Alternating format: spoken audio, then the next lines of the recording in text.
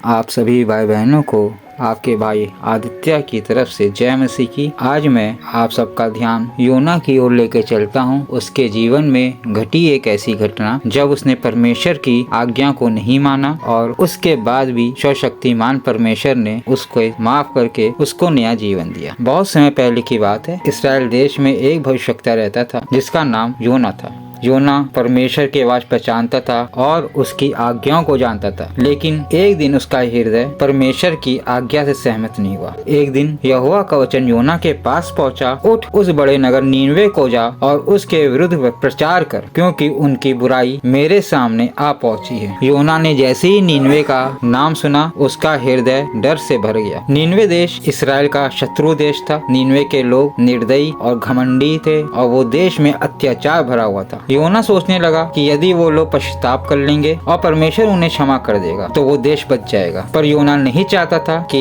उस शत्रु देश के ऊपर दया की जाए, क्योंकि वो नीनवे को खुद पसंद नहीं करता था। योना जानता था कि उसका परमेश्वर अनुग्रहकारी और दयालु है और वो उस देश को माफ कर देगा। तब योना के दिमाग में एक युक्ति आई। उसने सोचा कि नीनवे जाने के बजाय किसी और देश को चला जाए। तब योना उठा, तैयार हुआ और वो नीनवे जाने के बजाय ठीक उसके उल्टी दिशा तर्शीश जाने वाले जहाज पर चढ़ गया। उसने सोचा मैं परमेश्वर से दूर चला जाऊंगा, तब उसकी आवाज भी मुझ तक ना पहुंचेगी। जहाज समुद्र में आगे बढ़ रहा था, लेकिन परमेश्वर से कोई दूर नहीं जा सकता था। ठीक उसी समय एक घटना हुई। अचानक आकाश काला हो गया, भयंकर आंधी उठी, लहरें इतनी ऊंची जैसे मानो सामने पहाड़ खड़ा हो। जहाज डगमगाने लगा। मल्लाह डर के मारे कांप रहे थे।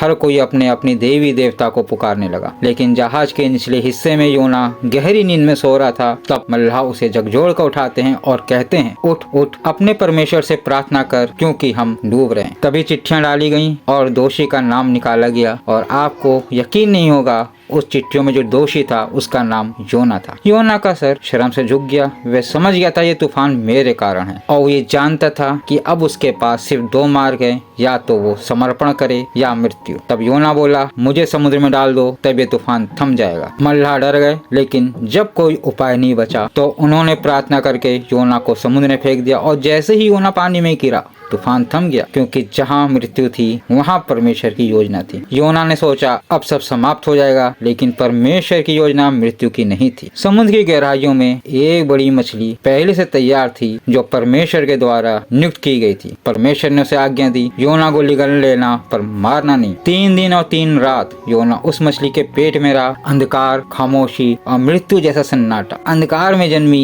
एक ऐसी प्रार्थना जो अंधकार को तोड़ सकती थी, और वो था योना का टूट जाना। तब योना टूट गया और उसने अपने परमेश्वर से, हमारे परमेश्वर से, आपके परमेश्वर से एक प्रार्थना की, हे यहोवा, मैंने तुझसे भागकर गलती की, मैं अपने घमंड में गिर गया, मेरी सहायता केवल तुझ से है। और परमेश्वर ने उसकी प्रार्थना सुनी। मछली को आज्ञा मिली, योना को सूखी भूमि पर उगल दे। मछली ने ठीक वैसे किया और योना को सूखी भूमि पर उगल दिया। योना रेत पर गिर पड़ा। सांस तेजी थी, लेकिन जीवन वापस मिल चुका था। तभी यहोवा का वचन दूसरी बार आया, उठ नीनवे को जा। इस बार योना भागा नहीं। नीनवे का परिवर्तन का समय आ चुका था। नीनवे एक विशाल नगर था, 3 दिन की यात्रा का। उसके बाद योना ने नगर में प्रवेश किया और पुकार के कहा, अब से 40 दिन के भीतर नीनवे नष्ट हो जाएगा। लेकिन यहाँ कुछ अजीब सा हुआ। लोग हंसे नहीं, लोगों ने पत्थर नहीं मारे, परंतु लोगों ने विश्वास किया, क्योंकि परमेश्वर की यही इच्छा थी। राजा से लेकर दास तक सबने उपवास किया, टाट ओढ़े राग बैठे। तब राजा ने आज्ञा दी, मनुष्य नहीं पशु भी उपवास करें, सब परमेश्वर की दुहाई दें, अपने बुरे मार्ग छोड़ दें। उसके बाद परमेश्वर की तरफ से दया आई। नीनवे के लोगों ने अपने गुनाह से पश्चाताप किया, अंगीकार किया और बदल गए। तब परमेश्वर ने देखा कि वे सच में बदल गए हैं। उसने उन्हें दंड नहीं दिया और नीनवे देश बच गया। लेकिन ये बात योना को बहुत बुरी लगी। वह बोला, हे यहोवा, मैं जानता था कि तू ऐसा ही करेगा, तू दयालु है, इसलिए मैं भागा था। योना नगर के बाहर जाकर बैठ गया, ये देखने की शायद अब ये नगर नाश हो जाएगा। तब परमेश्वर ने देखा कि योना नगर के बाहर बैठा हुआ है। तब परमेश्वर ने एक रेड़ का पेड़ उठाया जो योना को छाया देने लगा। योना बहुत खुश हुआ, लेकिन अगली सुबह कीड़ा आया, पेड़ सूख गया। तेज धूप, गर्म हवा, योना फिर क्रोधित हुआ। परमेश्वर ने पूछा, क्या तेरा क्रोध उचित है? जिस पेड़ के लिए तूने परिश्रम नहीं किया उस पर तू दया करता है, तो नीनवे के 1,20,000 लोगों पर मैं दया क्यों ना करूं? कहानी यहीं समाप्त नहीं होती। ये कहानी हमें सिखाती है परमेश्वर की दया हमारी सीमाओं से बड़ी है। वह शत्रुओं से भी प्रेम करता है। दूसरा अवसर उसका स्वभाव है और उसकी करुणा कभी समाप्त नहीं होती। इसलिए मेरे अति प्रिय भाई बहनों, अपने संपूर्ण हृदय से, संपूर्ण मन से यहोवा पर भरोसा रखिए। वो सर्वशक्तिमान परमेश्वर है जो हमारे दिलों और हमारे गुर्दों को जांचता है। कभी उसकी योजनाओं पर शंका मत करिए, कभी उसके किए हुए वादों पर शंका मत करिए, क्योंकि हर एक चीज हमारे लिए भलाई को ही उत्पन्न करती है। अगर आपको ये वीडियो पसंद आया, इससे आपको कुछ शिक्षा मिली, तो कृपया लाइक, शेयर और कमेंट जरूर करें। परमेश्वर का अनुग्रह आप सबके साथ सदैव बना रहे। आमीन।